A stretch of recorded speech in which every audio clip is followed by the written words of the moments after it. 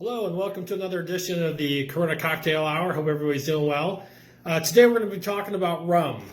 There's several different kinds of rum that you can get. There's your standard clear rum, and then there's also your barrel-aged rum, which is actually a little richer because it gets the profiles from the barrel from the aging. Today we're going to make one of our traditional cocktail of a mojito. This one goes out to my friend Jane because Jane requested it. And traditionally a mojito is made with a clear rum. So today we're going to take our rock glass. With a mojito, you want to use lots of mint. I use lots of mint.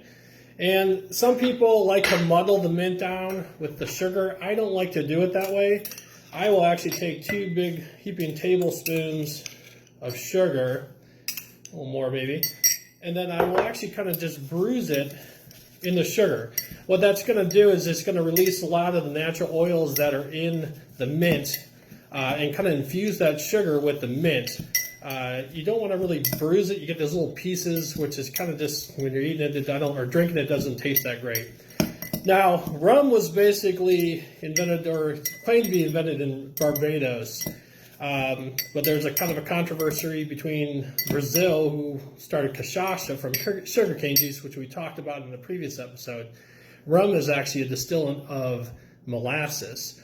So back in the 1600s, when plantation owners were actually growing the sugarcane, to make sugar, which was a huge export to England because it was this extravagant thing to have sugar.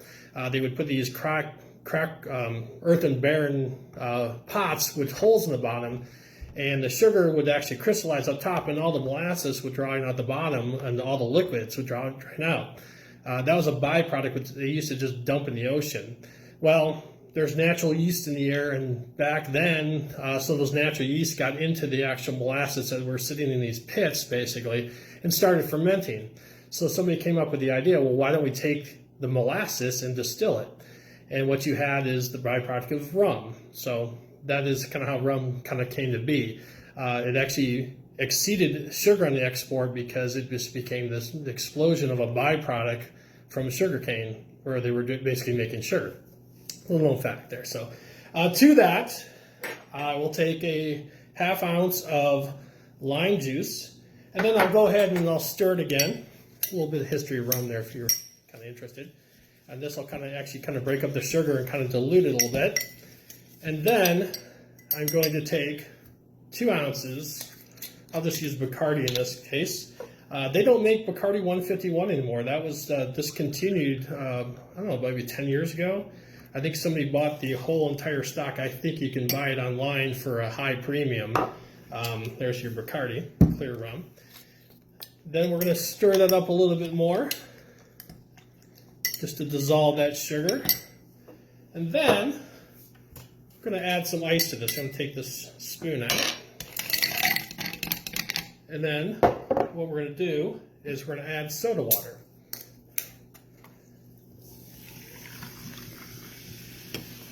There you go. And we'll give it a little stir to mix everything up, get that sugar and the lime.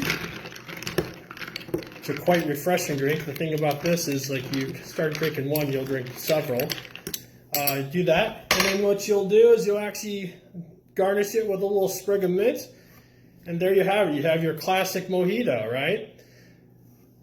But boop, boop, boop, bonus cocktail. Now, your mojito doesn't have to just be mint and lime juice. It can actually be something else. You can use whatever kind of flavor profile you really want. In this case, I'm going to actually use raspberries. I've got some fresh raspberries here. And to that, I'm actually going to use a muddler for this, but I'm not going to add sugar because I'm going to use something else, which is a simple syrup.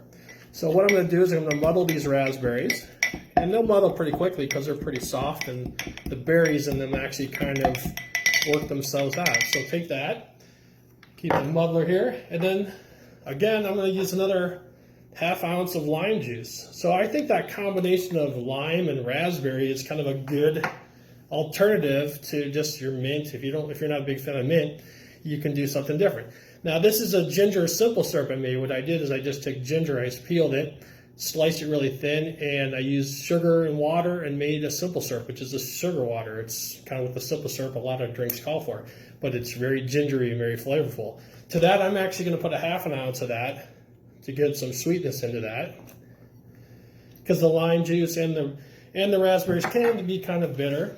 Again, we'll go with another Bacardi 151, another 2 ounces. There we go. Put that back. And then, again, I'm going to add some ice to this.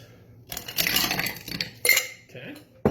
And then, as same as before, we're going to go ahead and use some of our soda water. It gives a little effervescence to it. But I think it's a very beautiful cocktail. Give it a little stir. Oh, look at that. Looking good. And then garnish it with maybe a little lime and some raspberries. And there you have it. The raspberry lime mojito and our classic traditional mojito. So I'm going to give these a little taste. My buddy Chris says I should taste these, which I do after the fact. Oh, very nice and light. The mint is really refreshing. I'm going to try the raspberry one now. Oh, that's pretty good. If you like raspberry like I do, that's good. Classic mojito, raspberry and lime mojito. Try it out. I hope everybody's doing well. Special second shout out, boop, boop, boop, to my buddy Scott, who said I should make non-traditional mojito, and I did a flavorful one.